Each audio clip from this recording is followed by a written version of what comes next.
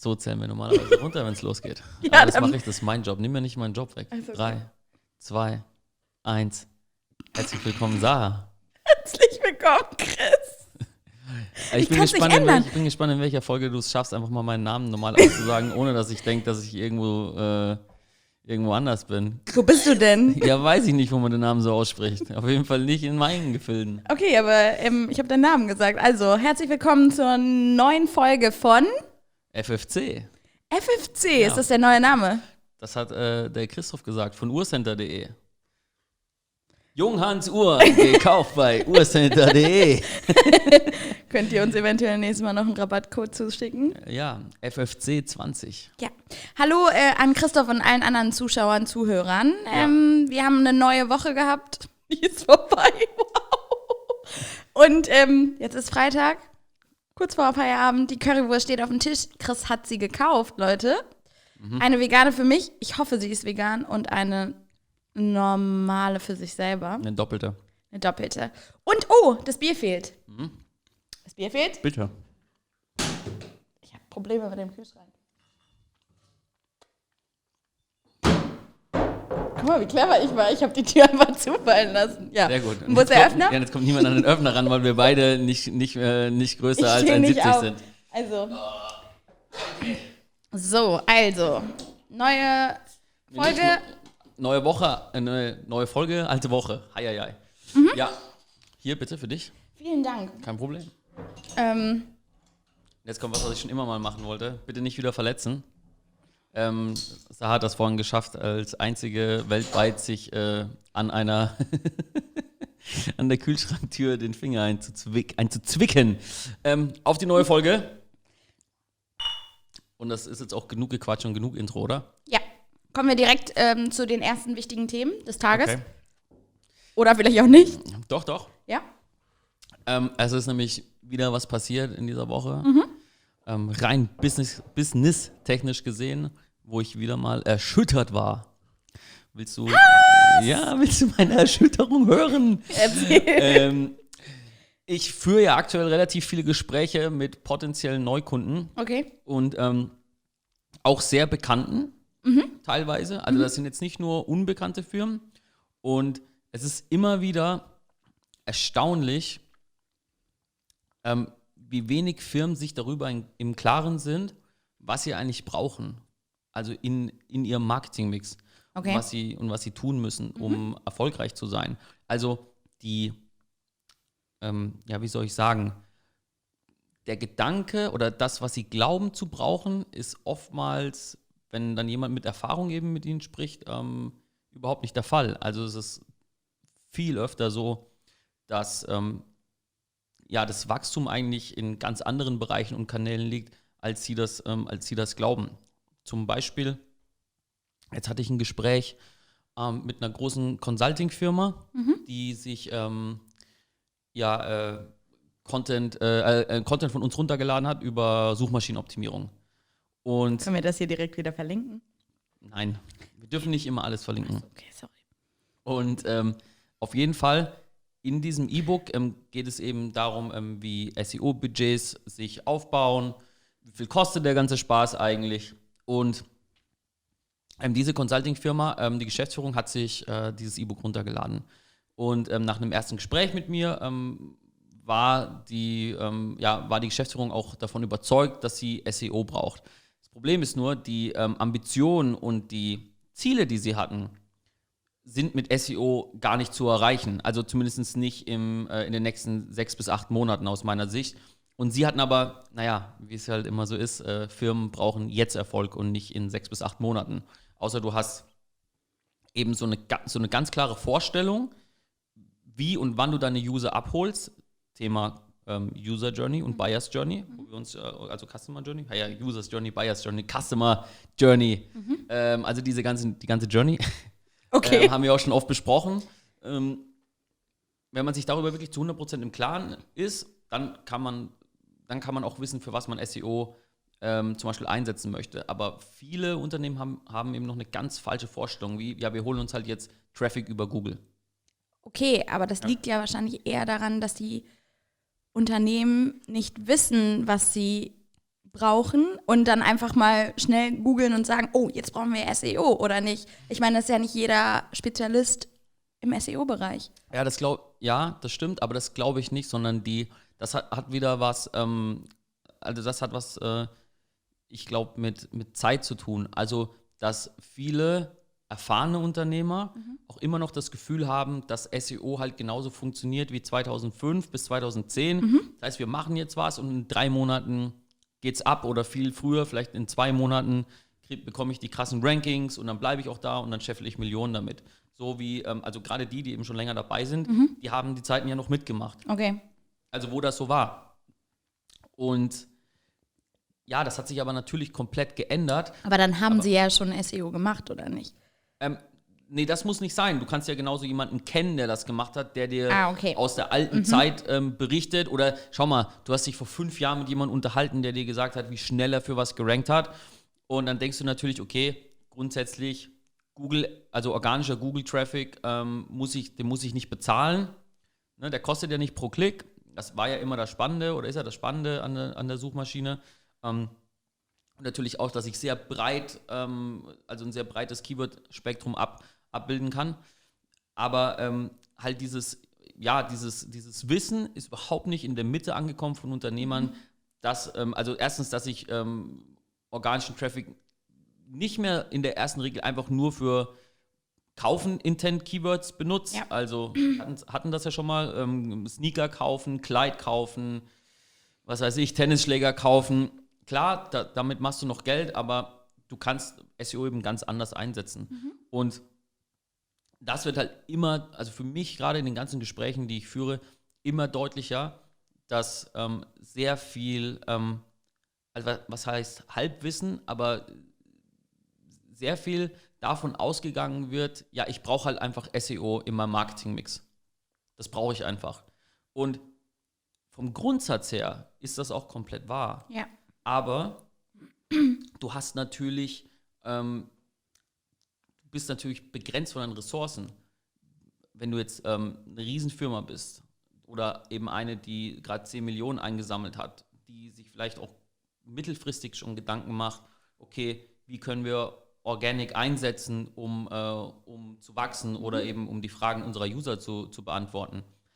Sehr, sehr gute Idee. Strategisch macht das auch total Sinn, aber sehr viele, du kennst ja meinen Lieblingsbegriff, Wartime, sehr viele Firmen befinden sich ja oft in Wartime. Ja, auch ständig und immer. Und müssen Umsatz generieren.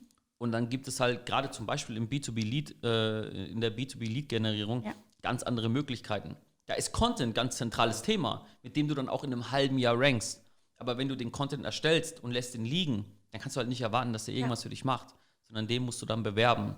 Und da würde ich mir auf jeden Fall mehr Weitsicht wünschen von vielen Unternehmern, die verstehen, wie ich SEO einsetze und wie ich eben damit umgehe. Du guckst jetzt so, weil es bei uns im Büro klingelt und es ist 8:30. Ja, 20:30 Uhr und wer ruft jetzt an? Ja. Welcome to the Torture Chamber, welcome to Boy and Man. Wartime. Ja, das Telefon hat geklingelt, deswegen war ich jetzt ein bisschen überrascht. Aber ich wollte dich gar nicht damit verwirren. Aber da kam... erschrockener Blick, oh ja, Gott, ich war wirklich hoffentlich so, hört man oh das mein nicht. Hat alles gesagt. Aber dann ist ja auch ein wichtiger Aspekt dabei ist doch, wir als Agentur können den Leuten ja dann helfen, ihre Wünsche besser zu definieren. Also du hast ja, nehme ich an, mit dem potenziellen Kunden Rücksprache gehalten und denen die Informationen gegeben, die sie benötigt haben. Hallo, ihr müsst gar nicht jetzt unbedingt SEO machen, sondern vielleicht ein Paid Media investieren. Ich glaube, das ist ja eine Unterstützung, die sie dann von Agenturen bekommen. Ja, guter Punkt. Ich möchte das jetzt nicht zu einem Sales-Gespräch von Boy Man machen. Aber grundsätzlich fehlt da halt oft jemand an der Spitze im Marketing. Okay. Das muss keine Agentur sein, das kann eben auch absolut. Das kann das auch ein wollte Head-Off sein. Ja, okay. Das könnte tatsächlich auch einfach nur ein Berater sein, da muss kein komplettes Team dahinter sitzen, aber einfach nur jemand, der Perspektive mit reinbringt. Weil du selbst, ich kann das von mir hier selbst bei Boy and Man, bist so oft so tief im Gras quasi, liegst du selber drin und versuchst dich eben durchzuschlagen und versuchst alles irgendwie hinzubekommen. Und da fehlt dir oftmals dann selber so ein bisschen die Perspektive, um besser beurteilen zu können, was ist vielleicht jetzt der richtige Weg. Und da sind so Impulse, glaube ich, sehr, sehr wichtig und auch sehr, sehr gut, weil ich zum Beispiel schaue mir was an mit meiner Erfahrung, die ja jetzt auch schon bei weit über 10 Jahre ist. Darfst dir ruhig auf die Schulter klopfen. Das mache ich auch, wenn du es mir schon so anbietest. Also wenn man so viele Jahre auch schon im E-Commerce ist oder generell im digitalen Bereich, dann fallen dir halt Dinge so schnell auf, wo sich die andere Person dann vielleicht ein bisschen doof vorkommt und denkt, hey, wie ist der Person das jetzt so schnell aufgefallen? Aber das hat einfach nur damit zu tun, dass während du dich quasi immer nur in deinem eigenen Saft drehst, ich natürlich, das ist dann der Vorteil von einer Agentur, wenn sie denn gut ist, gibt es natürlich auch viele andere Beispiele, aber das ist dann der Vorteil, dass man halt so viele verschiedene Business Cases sieht, dass man sich an was anderes erinnert, was eben schon da war. Das ist wie Training. Wenn ich eine Situation schon 10 Mal, 20, 30 Mal gehabt habe und ich sehe das wieder, nehme ich das natürlich ganz anders wahr und ganz anders auf und habe dann noch ganz andere Lösungsansätze.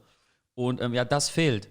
Und auch in dem Sinne, um dann bei einem Berater zu bleiben oder bei einer Agentur, ist es halt dann natürlich so, und das ist sehr oft so, dass wenn du zum Beispiel nur SEO anbietest und du brauchst den Kunden, dann denken halt sehr viele Agenturen einfach zuerst mal an sich und nicht an, oh, okay, ja, das bringt denen jetzt gerade nicht so viel, aber dann, man redet sich das dann auch selber schön, natürlich.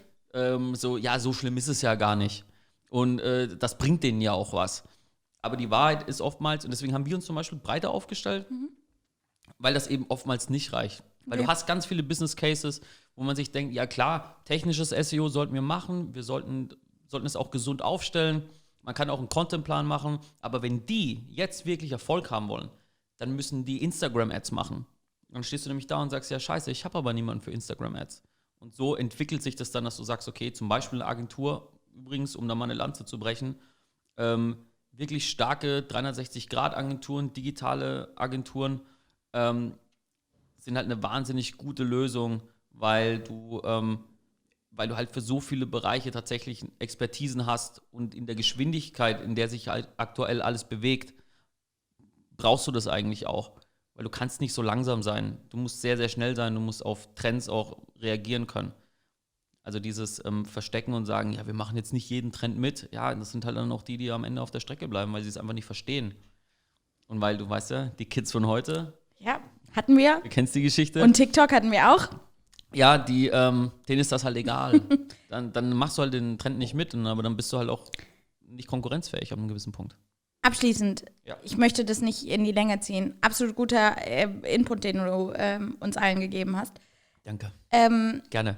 Danke und gerne. Du würdest empfehlen, allen Unternehmen sich mehr Gedanken zu machen, was macht Sinn und sich dann erst Hilfe zu holen? Oder eher, frag doch direkt irgendwie bei einer externen Person, muss ja nicht immer eine Agentur sein, aber vielleicht jemanden, der sich im Bereich ein bisschen besser auskennt. Was ist dein absoluter Tipp, den du anderen Unternehmen, Marken geben würdest? Mein absoluter Tipp ist, dass ich nicht anfangen würde, mich mit Halbwissen zufrieden zu geben und so zu tun, als würde ich was wissen. Ich zum Beispiel habe von Artificial Intelligence keine Ahnung und ich habe ein paar Sachen drüber gelesen, aber deswegen würde ich jetzt zu niemandem gehen und sagen, wir brauchen AI. Und ich glaube, das ist ganz wichtig. Nur weil ich ein paar Sachen mal über SEO gehört habe, kann ich noch lange nicht sagen, ja, ich brauche das jetzt unbedingt, sondern korrekt, entweder ich fuchse mich wirklich rein und bin praxisorientiert und fuchse mich da rein, oder ich hole mir eben die Leute, die das für mich einschätzen können, und ich achte auch darauf, dass sie eben nicht nur das eine anbieten, weil die werden natürlich immer die perfekte Lösung für dich haben, für diesen einen Service, selbst wenn der Service nicht perfekt für dich ist. Das heißt, such dir jemanden, der da ein bisschen mehr Chamäleon-mäßig aufgestellt ist. Auch wenn ihr, du nicht, aber auch wenn ihr alle immer quasi die Spezialistenagentur für einen ganz bestimmten Service haben möchte, ich glaube, das macht dich extrem angreifbar. Okay. Ja. Okay. Das heißt, an alle, die uns zuhören und gerade vielleicht da strugglen, ihr könnt euch auch gerne bei uns melden. Der Chris hasst es. Chris hasst es, aber ich finde, das ist eine gute Art, Werbung zu machen, auch für uns. Das ist alles, was ich dazu sagen möchte. Meldet euch bitte nicht bei uns, die Kapazitäten sind voll. Ja, die sind tatsächlich voll. Aber trotzdem. Aber wir können euch trotzdem melden. Ja, genau, weil wir helfen euch. Ist. Nein, wir helfen euch auch gerne. Also Ihr könnt mich privat anrufen. Wollte ich gerade sagen, die Saha for free. Diesmal blenden wir mal bitte Sahas E-Mail-Adresse ein und nicht meine. Nein, lasst es, da kommen wir auch direkt zum nächsten Thema, oder? Influencer. Mein E-Mail-Postfach ist voll. Ja, du bist ja diese Woche extrem auf dem Zahnfleisch gegangen. Ja. Better You. Better You. Für Neuer alle, die es Kunde noch nicht kennen. Uns, ja. Ihr könnt es kaufen bei DM im Online-Shop. Better You, sucht einfach nach Better You. Tolles Produkt, ich bin begeistert. Bist du begeistert? Ich bin angewidert. Oh, das war gemein. Von der Fülle der Werbung, die wir das hier ist machen. nicht so schlimm. Das ist alles unbezahlte Werbung. Ich krieg keine Kohle, der Chris kriegt auch keine Kohle. Ich krieg Kohle dafür. Dann krieg ich keine Kohle. Ihr seht meine neuen 1000 Euro Sneaker nur noch nicht, die ich mir jetzt erstmal rausgelassen habe. Okay, ja, Influencer-Marketing. Ja, ich bin nämlich auch ein Influencer. Oh, bist du tatsächlich? Dann bist du vielleicht interessant für unseren Kunden. Ja. Bist du? Zielgruppe? Was ist 18 bis 24-jährige Mädels. 18 bis 24-jährige Mädels? Folgen mir ganz viele. Okay. 18 bis 24? Ja. Wow. Was ist nun die Wahrheit? Okay, da sollte sich deine Freundin mal Gedanken machen. Zielgruppe haben wir. Du bist also unsere Zielgruppe. Was machst du denn so für einen Content bei Instagram? Oh, das hatten wir doch schon. Ich hab tatsächlich mal ganz lange... Ist wichtig fürs Influencer-Marketing. Ich hatte ganz lange mal Motivationssprüche gepostet. Ach, viele eigene. Ja, das hatten wir schon. Ja, dann bist du leider nicht passend für unseren Kunden. Ja, aber lass uns mal wirklich beim Thema bleiben. Influencer-Marketing, ich habe Better You jetzt nicht angesprochen, damit wir den... aber es ist das Beispiel, an dem wir das gerade festmachen. Ja, können. weil du ja wirklich da sehr viel gearbeitet hast und für jetzt irgendwie nicht für ein kleines 500-Euro-Budget ja mit vielen Influencern verhandelst aktuell. Nein oder ja? Nein, tue ich nicht. Also keine 500-Euro-Budget. Ja, wir sprechen schon über größeres Budget. Und deswegen ist das ja relativ spannend, weil ich glaube, dass auch gerade im Influencer-Bereich ja sehr viel Geld verbrannt wird. Und wir sehen ja auch, wie viele andere Influencer-Marketing-Kampagnen gefahren werden. Und ich meine, du machst das tagtäglich. Ja. Und tatsächlich, ich freue mich, das sagen zu können. Es wäre so spannend, wenn du mir ein bisschen mehr darüber erzählen Nein, könntest. das ist überhaupt nicht spannend. Ja, du musst aber schon ein bisschen konkreter werden, was du von mir hören möchtest. Ich kann dir jetzt die ganze Palette aufmachen, wie Influencer-Marketing funktioniert oder wie ich das handhabe. Aber okay, ich habe 2 konkrete Fragen. Ja, sehr gut. Erstens, so kommen wir der Sache näher. Wie findet man zum Beispiel für Better You ein Arzneimittel? Ne? Ja. Wie finde ich dafür... Also eher ein Nahrungsergänzungsmittel. Nahrungsergänzungsmittel, sorry. Wie finde ich dafür die richtigen Influencer? Und das Zweite wäre, wie messe ich Erfolg zum Beispiel von so einer Kampagne? Okay. Und drittens, kannst du das alles Nein, kann merken? ich nicht. Oh mein Gott, wie aufregend. Also hat so eine Kampagne für dich eine gewisse Laufzeit? Also keine Ahnung, zum Beispiel, wenn ich arbeite zum ersten Mal mit einem Influencer zusammen, kracht das dann direkt oder braucht das ein bisschen? Das wären so die drei Dinge. Okay, fangen wir direkt beim ersten Thema an. Das wäre gut. Was war denn die erste Frage jetzt? Oh mein Gott. Nein, Spaß. Ich weiß es tatsächlich nicht. Also, okay. Wow, schon ein bisschen spät, ne? Ja, jetzt ist schon wieder spät. Also meine erste Frage war, sag erstmal nur erste Frage, Antwort und dann machen wir weiter. So machen wir es. Sehr gut. Influencer-Marketing. Ja. Wie finde ich zum Beispiel für ein Unternehmen wie Better You die richtigen Influencer? Okay, also der erste Schritt, den wir bei Better You als Kunden begonnen haben, und da muss ich meine super tolle Teamkollegin Mara dazu erwähnen, die hat das nämlich auch einen Großteil dazu beigetragen, ist erstmal zu definieren, wer unsere Zielgruppe ist. Also du schaust dir das Produkt an, verständigst dich mit dem Kunden, der erzählt dir ein bisschen was darüber. Man kann ja nicht direkt, man influenzt ja selber die Leute ein bisschen dadurch. Du lernst das Produkt kennen, dann definierst du eine Zielgruppe, die muss halt nicht nur sich auf eine Zielgruppe spezialisieren, sondern man kann das auch ein bisschen breit fächern. Bei Better You sind es jetzt ein paar mehr.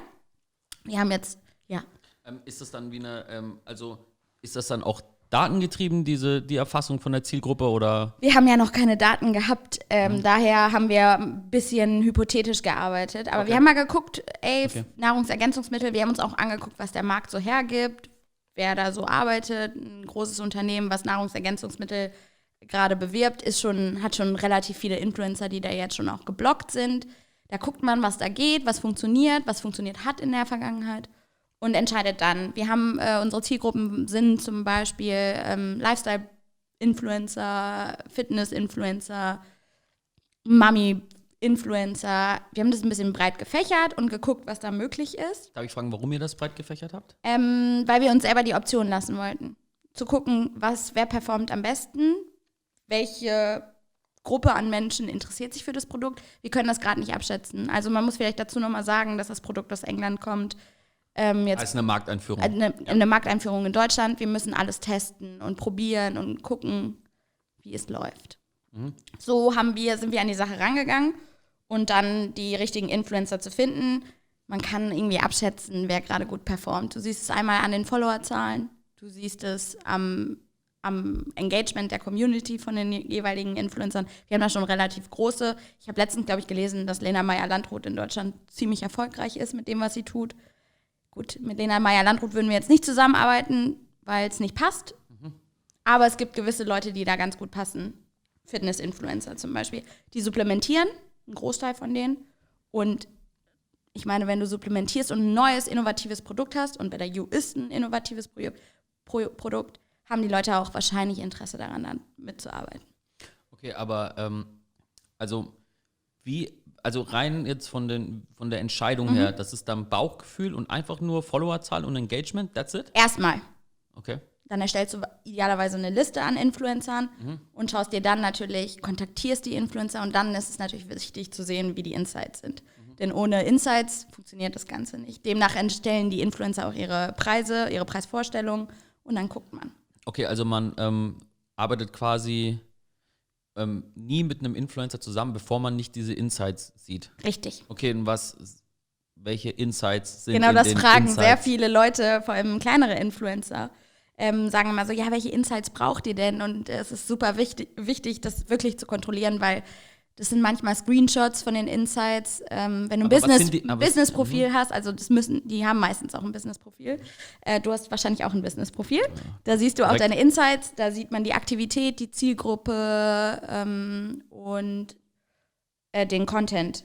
Und da kannst du halt sehen, wie viele Story-Views haben sie, wer ist die Zielgruppe, wie viele Beiträge, wie sind die Impressionen. Also alle Faktoren spielen da eine Rolle. Und wie gesagt, man muss es wirklich kontrollieren, weil die sind nicht aktuell immer. Viele Influencer haben schon ein Media-Kit erstellt. Da stehen dann irgendwelche Zahlen, aber naja, ob man da immer drauf vertrauen kann.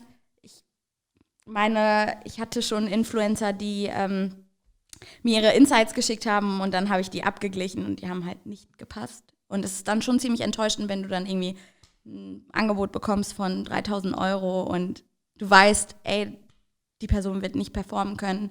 Wir werden unsere Ziele mit dieser Person wahrscheinlich nicht erreichen. Und das ist natürlich dann immer ein bisschen doof. Ja. Ja. Und hast du, und dazu, wenn wir uns, wenn du, nicht mal wir, sondern wenn du dich dann dazu entscheidest, mit jemandem zusammenzuarbeiten, ich erinnere mich da auch an ein Projekt, wo wir Dirndl verkauft haben zum Oktoberfest, glaube ich, wenn ich das richtig im Kopf habe. Da würde mich halt, da würde mich interessieren, was ich ja vorhin schon angedeutet hatte. Also erwarten wir dann beim ersten Mal quasi einen Faktor von, wir stecken 1 Euro rein und wir, keine Ahnung, Influencer bekommen 1.000 €, wir machen 4.000, 5.000 € Richtig witzig, du hast nicht mit jemandem darüber gesprochen heute, oder? Weil ich habe heute nämlich mit der Mara darüber gesprochen, weil ich ein bisschen unsicher war, weil jetzt bei Better You sind das Budgets, über die wir sprechen, die nicht 500 € sind, das hast du ja eben schon gesagt, sondern es ist ein bisschen höher, das Ganze. Und ich hatte ein bisschen Panik, weil wenn du einen Influencer hast, der will für eine Minute Sequenz, um eine Story zu posten, 7.000 € haben, ist das schon ein anderes Thema als ein 500-€ Und dann ist das ein bisschen Risiko. Also da spielt Risiko eine große Rolle. Und klar kannst du hoffen, dass das funktioniert, aber du kannst ja nicht absolut sicher sein. Gut, sicher ist nur eins, der Tod. Das hat die Mara nicht so gesagt, aber sie hat es ungefähr so formuliert, ja. Ja, also ich frage deswegen, weil ich erinnere mich halt, dass oftmals wir die Strategie fahren, dass wir eben, wenn wir gerade auch bei anderen Kunden, wo es jetzt nicht unbedingt eventbasiert ist, wir eigentlich sehr oft versuchen, langfristig mit den Influencern zusammenzuarbeiten, weil sie sich oftmals erst ab Monat 3, sobald die Community mit dem Produkt engaged hat, sich wirklich erst richtig lohnt, aber dann auch längere Zeit richtig gut. Es ist ja auch, man strebt ja auch danach, eine langfristige Kooperation zu haben, weil wenn es funktioniert, umso besser, haben beide was von, also warum nicht? Aber wie gesagt, bei Better You jetzt ist es ein bisschen schwierig, weil Markteinführung, man muss die Leute erstmal ein bisschen herantasten lassen und schauen, was funktioniert, welche Zielgruppe funktioniert. Es kann ja sein, dass Fitnessblogger gar nicht interessant sind, da muss man das Ganze wieder austauschen, da muss man ja auch mal ein bisschen flexibel sein, ne? Okay, aber würdest du, also wenn gehen wir mal. Welche Antwort willst du von mir hören? Nee, überhaupt nicht. Ich bin nur einfach interessiert oder ich lasse nicht locker. Du weißt ja, ich bin da wie ein scharf gemachter Dobermann. Du willst ja auch sehen, was ich gearbeitet habe. So ist es. Was mich dabei tatsächlich interessieren würde für so ein, also wenn wir jetzt mit E-Commerce-Kunden zusammenarbeiten, ist für dich immer noch, so wie für viele andere Influencer-Marketing, eine der spannendsten Kanäle, oder eines der spannendsten Instrumente, die man verwenden kann, um Aufmerksamkeit, aber auch natürlich Kunden zu generieren? Ich glaube aktuell noch dran. Ich weiß nicht, wie das in einem Jahr ist. Es wird ja viel darüber geredet, Influencer-Marketing funktioniert nicht mehr und der Markt ist überschwemmend und weiß ich nicht. Ich glaube, das muss man beobachten, wie die Zeit ist. Ich glaube, da wird sich relativ viel rausfiltern und ich glaube, die Erfolgreichen bleiben erfolgreich und die Kleinen, du wirst es wahrscheinlich nicht mehr schaffen mit deinen Zitaten, aber erstmal wird es, glaube ich, so bleiben. Es sei denn, es kommt irgendwas Neues, Cooles. Also erstmal wird was Neues, Cooles kommen. Was denn, TikTok? Ja, zum Beispiel. Ja, aber absolut, machen ja auch voll viele. Also so eine Lena Meyer-Landrut, die performt auch bei das passt natürlich auch zu ihr. TikTok. Musik. Ja, okay. Ja. Nee, aber warum ich glaube, es gibt einen Grund, warum Influencer-Marketing es wird deutlich kompetitiver werden, aber es wird immer noch wirklich stark funktionieren für die das Spiel oder das Game halt viel besser verstehen. Und weißt du auch warum? Das ist, obwohl ich nicht selbst im Influencer-Bereich arbeite, ist das relativ einfach, warum Influencer für Unternehmen immer spannend sein wird. Weil hinter Influencern stecken Menschen und keine Maschinen wie bei Facebook-Ads und bei Google-Ads. Das bedeutet, es ist ein ganz leichter Mechanismus. Je mehr Leute Facebook-Ads in deiner Zielgruppe schalten, desto teurer werden die. Und Jahr für Jahr investieren immer mehr Firmen Geld in Facebook-Ads und in Instagram-Ads. Und genauso war das auch bei Google-Ads. Ich habe noch nie miterlebt, dass Google-Ads, also Google AdWords, günstiger wird. Das ist in den letzten Jahren immer teurer geworden. Seitdem es rausgekommen ist, wird es immer teurer. Das ist ganz normal, weil immer mehr Firmen mitmachen. Das heißt, das ist ein ganz normaler Zyklus für so eine Ad-Plattform dann. Klar. Aber Menschen überschätzen sich entweder oder unterschätzen sich. Und entweder haben sie einen zu hohen Preis oder ihr Preis ist zu niedrig. Das heißt also, Menschen können sich selbst oftmals so schlecht einschätzen. Ich weiß zum Beispiel, ich darf ja den Namen jetzt wahrscheinlich nicht sagen, aber ich weiß davon, dass wir mit einer Influencerin zusammenarbeiten, die mit die günstigste ist und die hat meistens die besten Zahlen.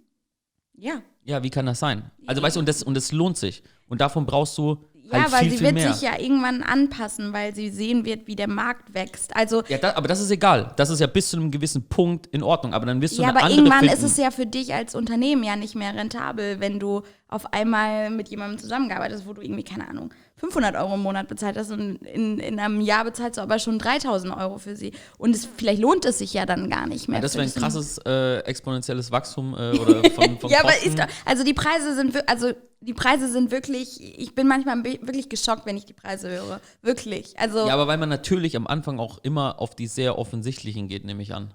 Ja, musst du ja. Du musst ja sehen, dass du die Top-Performer hast, um es auszuprobieren. Und wenn es dann nicht funktioniert, dann gehst du vielleicht ein bisschen weiter runter. Also auch ich habe mit einem Mikroinfluencer Kontakt gehabt und auch die hat mir für eine Story, ein Angebot von 1.000 € geschickt. Also einer Story und die hat eine Sequenz von 15 Sekunden.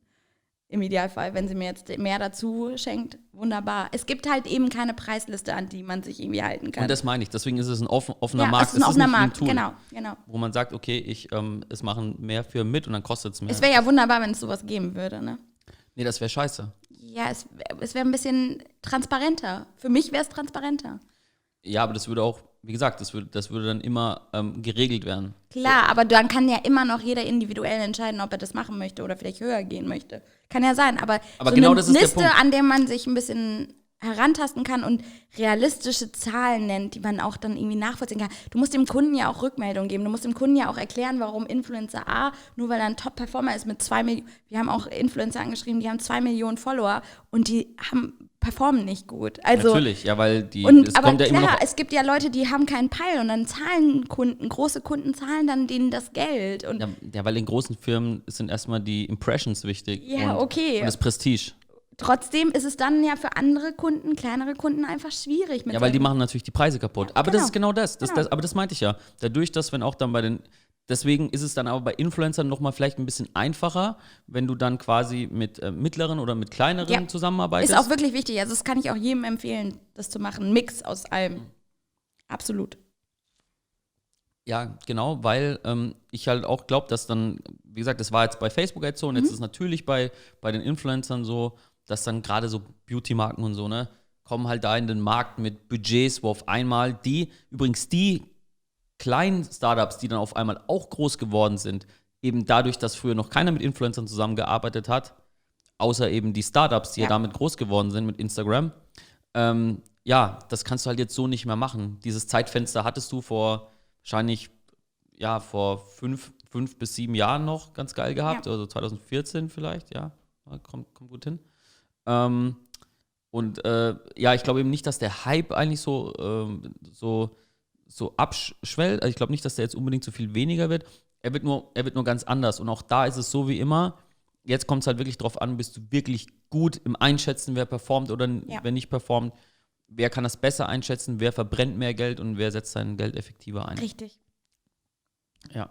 Ja. Wow, jetzt habe ich das Thema dann doch noch mitgelöst. Ja, ist doch schön. Hui. Ja. Ey, hast du nicht auch das Gefühl, dass wir heute doch Wir ziemlich sind heute gut durchkommen? schnell. Wir sind heute richtig Aber es schnell. ist auch schon aber ich habe dich auch spät. ich versuche dich auch nicht zu unterbrechen, aber ich habe dich eben unterbrochen. Es tut mir leid. So. Ich habe jetzt auf die Liste vor langer geguckt. Aber ist ja nicht so schlimm, oder? Man hat die ganze Zeit nur mein Gesicht gesehen. So. Wir haben ja 2 Kameras. Weißt du noch das dritte Thema? Über was wir heute sprechen wollen. Wir haben uns ja heute Mittag unterhalten. Ey, das ist übrigens auch immer sowas, ne? Also wir haben in der Regel nie so wirklich vorgefertigte Themen. Es ist immer eher so, ey, scheiße, heute ist Freitag, wir nehmen ja heute auf und wir freuen uns eigentlich auch immer drauf. Immer so ein kleines Event, wenn wir endlich wieder eine Podcast-Folge drehen können.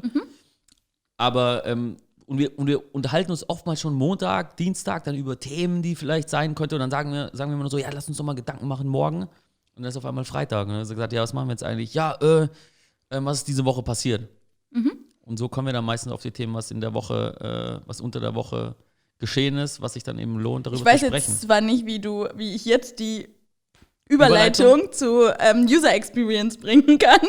Also wäre schön gewesen, wenn du es ein bisschen anders formuliert hättest, aber Stellen wir doch einfach mal die Frage. ja, wieso Customer Experience viel zu sehr unterschätzt wird. Hast du mir als Frage aufgeschrieben? Oh, holy. Hast du das vergessen? Hast du irgendwas anderes erwartet? Nein, es ist super spannend. Ich müsste nur überlegen, in welchem Kontext ich mir gedacht habe, dass ich darüber sprechen will. Ja, Leute, ne? Wir machen jetzt Improvisation. War wieder ein schöner Freitag. Verdammt, ich habe das Bier Das noch nicht Bier hast du. ausgesucht. Nee, du hast auch gar keine Werbung für das Bier gemacht. Kann ich so ablenken? Neumarkter Lamsbräu. Also, Leute, Jetzt weiß ich. Ich habe versteh- nämlich nicht das Helle. Hast du das Helle? Du hast das Edelhell. Ich habe das Tsch. Ja, komm, wir tauschen. Wirklich? Ja, aber es ist vielleicht ein bisschen eklig für dich. Ja, ist ein bisschen eklig für mich. Kann ich nicht machen. Ja, vielleicht fällt uns ja noch ein anderes Thema ein. Außer Customer Experience? Warum Customer Experience so wichtig ist? Nee. Viel zu sehr unterschätzt wird. Achso, naja, das geht ja eigentlich einher. Ach so, ja, okay. Wir können uns auch was Neues überlegen.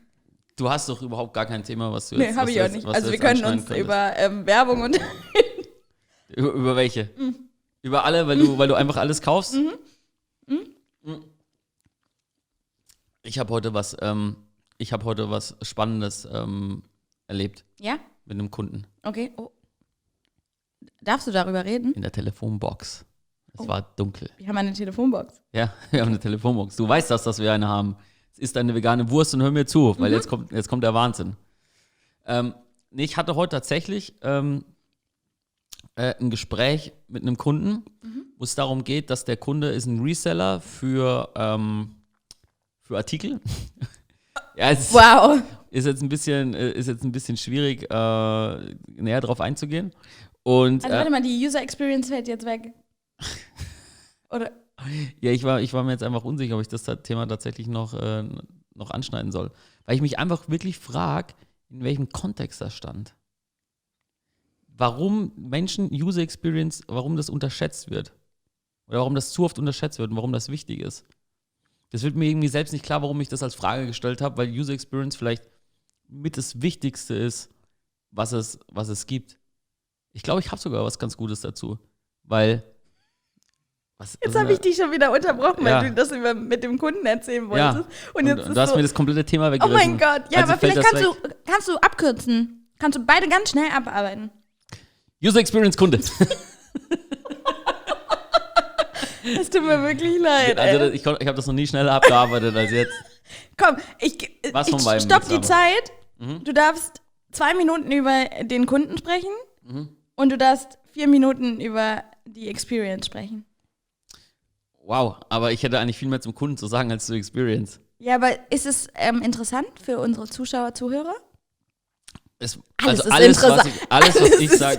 was ich sage, ist generell ja oftmals sehr interessant. Okay, abkürzen, los. Okay. Kunde, 5 Minuten. Ich dachte 4, 2. Ja, aber du hast gesagt. Okay. Du weißt, ne, dass das bisher eigentlich eine relativ gute Folge war, bis du jetzt den Totalausfall hattest und mich einfach unterbrochen hast. Okay, mach weiter. Oh Gott, aber jetzt stehe ich unter Druck, weil jetzt stehe ich ganz alleine da. Wollen wir nicht lieber nochmal zum Influencer-Marketing zurückkommen? Lass uns doch nochmal über Influencer sprechen. Nein, aber falls jemand Interesse an Influencer-Marketing hat. Oh nee, hörst du bitte auf. Das langsam wird es unangenehm mit der Werbung. Aber wer eine gute Currywurst will, der geht zu Curry 36. So, jetzt Chris, komm. Ja, ey, wir waren so gut in der Zeit. Ja, ich weiß nicht, wie viele Minuten, aber. Ja, also gefühlt auf jeden Fall deutlich weniger als sonst. Okay, nee, ich sag, die Kundengeschichte hebe ich mir auf und ich sag was zu ein Schmankerl. Und ich sag euch, warum, ja, es gibt das Wort Schmankerle, gibt es nicht, wir sagen Schmankerl. Also noch ein Schwank aus meiner Jugend. User Experience. Warum das viel zu unterschätzt wird. Weil zu viele Firmen, du denkst, jetzt kommt Bullshit, ne? Aber weil zu viele Firmen sich immer nur darauf fokussieren, Traffic ranzuholen und den zu konvertieren, aber sich eigentlich nie wirklich damit auseinandersetzen, wie sie ihrem Kunden wirklich ein Erlebnis bieten können. Das klingt total affig, weil man sich fragt, ja, wie kann ich denn im Internet ein Erlebnis bieten? Aber das geht halt damit los, zum Beispiel, wenn du einen Artikel bestellst, wie du dann damit umgehst, was du für eine E-Mail an den User schickst. Also wie sieht die E-Mail aus, wie ist die Ansprache? Ist das tatsächlich was Cooles? Zeigst du vielleicht zum Beispiel Son of a Tailor oder Taylor, ne? Der Taylor, der die Sachen tailert. Son of a Tailor, bin ich großer Fan von. Das ist schon wieder eine Marke. Aber tatsächlich, die haben einen so geilen Flow, wenn du bei denen, also die machen so handgefertigte, maßgeschneiderte T-Shirts, wo du quasi gibst dein Gewicht an, deine Größe und deine Schuhgröße und dann hast du dann quasi dein maßgeschneidertes T-Shirt. Daher machen die dann den Schnitt. Aber warum brauchen die Schuggröße? Das weiß ich nicht. Das muss ich mal nachfragen. Vielleicht ist Aha, das auch nur die sammeln irgendwelche Informationen. Ich stell mir gerade vor, dass die sowas fragen wir ab. Ja, natürlich brauchen wir Größe und wie schwer die Person ist. Ja, dann so aus dem Back, so hinten. Ja, da fragt doch nur nach der Schuhgröße. Und dann sagt doch jemand, warum? Und dann sagt er halt einfach so. Und dann haben die das eingebaut. Ja, aber stell dir vor, das wäre so. Ja, weiter. Also, es ist irgend so ein Algorithmus, der das dann berechnet, wie dann ein T-Shirt aussehen muss. Und wenn du das dann da bestellst, dauert das halt immer so ein bisschen, bis das gefertigt wird, weil das muss ja tatsächlich, ja, per Hand, also ich weiß jetzt nicht genau, wie das mit den Maschinen funktioniert. Oh, das ist nicht interessant für uns. Ja. Aber es hat halt, natürlich ist das interessant, weil es hat verschiedene Steps. Und normalerweise, wenn du bei sowas bestellst, dann ist es so, dass du halt bestellst und dann wird dir irgendwann gesagt, dein Paket ist jetzt verschickt worden. Aber bei Son of a Tailor ist es so, dass dir halt gesagt wird, gerade eben wird dein Schnittmuster, wird dein Muster gemacht. Okay, und wie viele E-Mails bekommt man von denen? Ich glaube 2 oder 3. Ach so. Und du wirst halt immer abgeholt, an welchem Step du jetzt bist und dass es halt dann verschickt wird. Okay, das ist cool. Und wenn es verschickt wird, ist halt auch so, dass du quasi dann an deinem Schildchen, was dann da dran ist, steht dann noch dein Name drauf, wer das für dich gemacht hat. Wow. Ja, und es ist, also dir bedeutet es vielleicht nichts. Doch, mir bedeutet das gerade richtig viel, aber ich will am liebsten jetzt gerade schon was bestellen. Und mir taugt das halt voll. Also, weil ich finde es wirklich gut. Ja, also es hat halt gerade total sarkastisch gewirkt, aber. Nein. Aber da fand ich halt, das war ist eine relativ coole Experience. Absolut. Und die Art und Weise, wie die dann halt eben designt sind, sehr, sehr clean, sehr minimalistisch, ästhetisch halt Skandinavier. Und die Art und Weise, wie sie dich eben ansprechen, ist sehr persönlich und total greifbar. Und wann auch immer die ein neues Produkt rausbringen, finde ich das ultra spannend. Einfach, weil sie präsent sind, aber dieses Gefühl haben, oder sie vermitteln das Gefühl eben nicht zu nerven. Und das ist ultra spannend. Und ich hatte dazu letztens immer einen Newsletter bekommen von einer relativ bekannten Marke, die Pflanzen verkaufen, auch sehr teuer, aus Frankreich.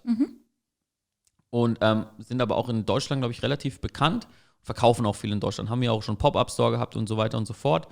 Und seit Dezember bekomme ich da die ganze Zeit französische E-Mails. Und das hat mich so genervt, dass ich mich nicht einfach unsubscribed habe, sondern ich war so militant, dass ich den CEO auf LinkedIn gesucht habe am Freitag, also letzten Freitag.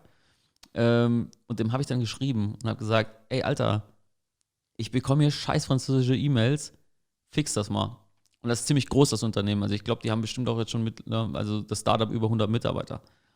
Und das Coole war, der Typ hat mir tatsächlich geschrieben und der hat mir innerhalb von einer Stunde geantwortet, hat gemeint, ey Chris, sorry, ich check das aus, ich schaue da rein und ich sag dir morgen Bescheid. Und Samstagmorgen hat er mir dann geschrieben und hat gesagt, was das Problem war.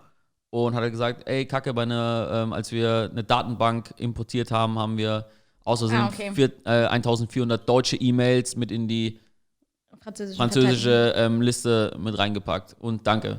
Und fand ich irgendwie war für mich eine coole Experience auch, dass, weißt du, ich habe mein Problem adressiert, er hat das nicht ignoriert, sondern hat das ernst genommen, hat das direkt gelöst. Und außerdem habe ich auch das Gefühl gehabt, ich hätte ein bisschen geholfen. Und ja, wer weiß.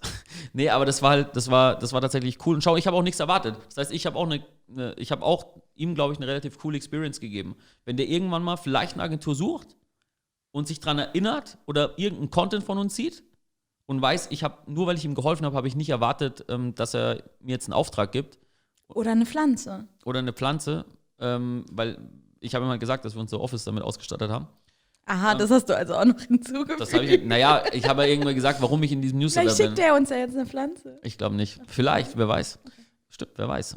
Das wäre zum Beispiel, guter Punkt, das wäre eine mega geile Custom Experience. Ich habe ihm nämlich meine E-Mail-Adresse natürlich gegeben und ich habe für ihn das Problem gelöst, wenn er krass wäre und wenn er wirklich einen Sinn hätte für Customer Service und Custom Experience, dann würde der hierher eine geile Pflanze schicken. Sogar 2. Eine für mich und eine für dich. The Thank You Economy. Das wäre wirklich cool, wenn der das machen würde. Das wäre der Inbegriff von Customer Experience und von User Experience. Weil ich würde das jedem sagen. Und ich würde jedem anderen, wenn er mich fragen würde, wo er seine Pflanze kaufen soll, obwohl ich ja quasi ein schlechtes Erlebnis hatte durch die französischen E-Mails, würde ich ihm das empfehlen, weil ich sagen würde, das sind geile Pflanzen und das sind korrekte Leute. Stimmt. Geil. Und das sollten sich so, und da zum Beispiel gibt es keine Mitarbeiter in Unternehmen dafür. Ganz, ganz selten. Ja klar, CRM-Manager, die dann aber auch kalte Zahlen haben, wie, ja, wir brauchen so und so viel Retention. Aber wirklich sich diese Besonderheit mal vor Augen zu führen, was man machen kann. Ich denke da zum Beispiel gerade übrigens an die Week of Greatness von Food Locker. Das zeigen wir jetzt mal. Das zeigen wir jetzt mal. My name, Jacques there. Foot Locker Week of Greatness because sneakers to celebrate Foot Locker's biggest week of the year, which is the Thanksgiving/Black Friday week. The Week of Greatness and all the support that you've shown us, we wanted to reach out and make sure you had everything you need to participate. We all know that when it comes to dedication, there aren't many communities that can hold a candle to sneakerheads camping overnight, no problem. Das ist mega fett. Ja. Habt ihr das gesehen? Wow, oder? Also allein allein, wie gesagt, diese Special Shoebox mit der Week of Greatness, Geil. übertrieben fett. Und Schick mir ein paar Schuhe. schickt mal ein paar Schuhe, Foodlocker. Wir haben euch ja auch genannt. Und das würde ich halt, und davon müssten andere Firmen sich echt eine Scheibe von abschneiden. Aber das kostet halt Geld und es bringt nicht direkt Eben, ich wollte es was. gerade sagen. Ich habe das Und nämlich auch gemacht. Ich habe meinen Adventskalender, weil habe ich mich noch nicht unbedingt so ernährt, wie ich mich jetzt gerade ernähre. M&M's, Adventskalender, vor keine Ahnung wie vielen Jahren. Und da war nur Blödsinn in diesem blöden Adventskalender. Habe ich denen eine richtig böse Mail geschrieben. Wow. Und dann haben die mir ein Paket geschickt mit allen möglichen M&M-Sorten. Das war übelst cool. Und seitdem beschwerst du dich immer.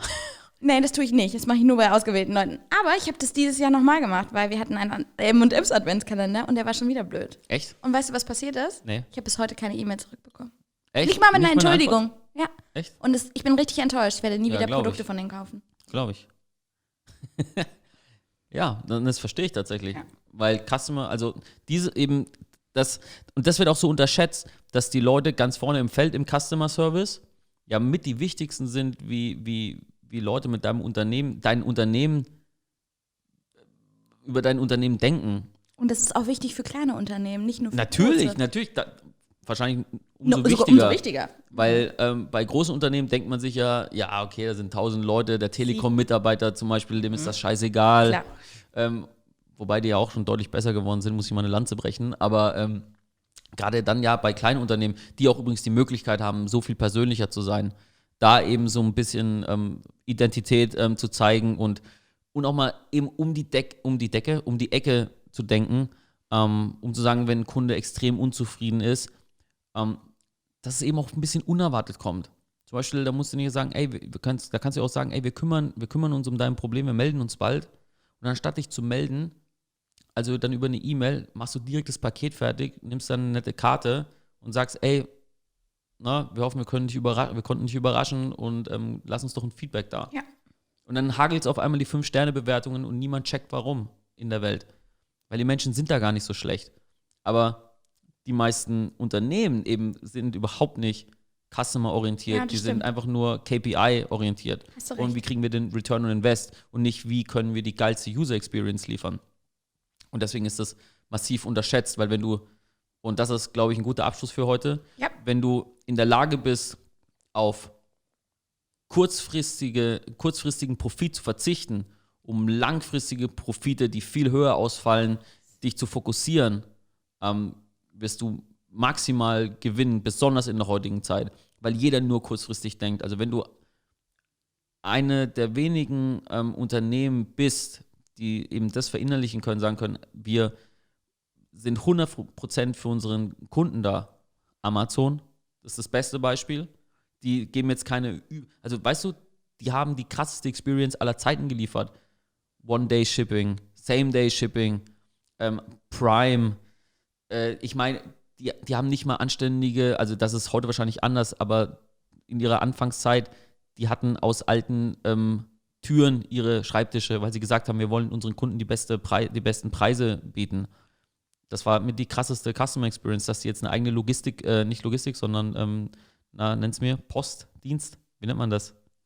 Ich weiß nicht mehr, was du gerade sagst. Naja, wenn du halt ein Paket an die DHL, bin ich jetzt blöd, an die DHL gibst. Die Versandabteilung? Ja, einen eigenen Versandservice. Oder Die haben jetzt eigene Autos. Echt? Ja, Habe ich nicht mitbekommen. ja. Beschäftige mich mit dem Unternehmen nicht so sehr. Ja, damit sie halt schneller da sein können und sich halt nicht auf die DHL verlassen. Ich bestelle nicht da. Okay, ich schon. Ich hatte bisher nur gute Erfahrungen. Wenn was kaputt ist, wird es direkt zurückgeschickt und so, du hast nie Probleme. Ich zumindest. Wie auch immer. Abschließend. Das Kann war, man vielleicht einfach sagen, das war ein sauguter Satz und ich habe ihn versaut, weil ich nochmal einen draufsetzen wollte. ja. Ja, Aber abschließend sollte vielleicht gesagt werden, nicht unterschätzen, sich ein bisschen mehr damit beschäftigen. Vielleicht jemanden einstellen, der sich ein bisschen mehr darum kümmert. Als Tipp. ja. Und Nicht unbedingt eine Agentur anfragen. Ich wollte nicht schon wieder Werbung und dieser Person halt auch den Freiraum lassen, tatsächlich, ich sage jetzt bewusst das Wort, schöne Ideen zu entwickeln, um Menschen eine Freude zu machen. Weil deswegen macht ihr das. Schickt ein paar M&M's. Ja, ihr macht das, weil ihr Leuten Freude machen wollt. Ja. Und dann erzählen die Leute Oder auch ein Problem positiv ist. weiter über. Das ist die beste Werbung, die man machen kann. Definitiv. In dem Sinne, schönes Wochenende. Bis bald. So schnell? Ja. Nein, vielen Dank fürs Zuschauen. Das kannst du, ist dein Part. Zuhören. Feedback gerne unter was? An dich, nicht an mich. Achso, Aber kennst du, Feedback gerne auch unter den YouTube-Beitrag. Gerne auch auf unserem Instagram-Account. Ihr dürft uns gerne folgen. Feedback an Chris bitte nicht. Ihr könnt ihm nur Likes da lassen auf seinem Instagram-Channel. Danke. Und ja, das war's. Wochenende. Episode 4 im Kasten, nächste Woche Episode 5. Wohin führt das noch? Ja, und wer Arthur noch nicht kennt, sollte auch schleunigst mal Arthur Zeigt jetzt kennenlernen. Arthur. Yay. Marketing, dies, das. Gute Schönes Nacht Wochenende. und auf Wiedersehen. Tschüss. Achso, bleibt gesund. Nee, was hast du gesagt? Und bleib sportlich. Und das auch. Ciao. Ciao.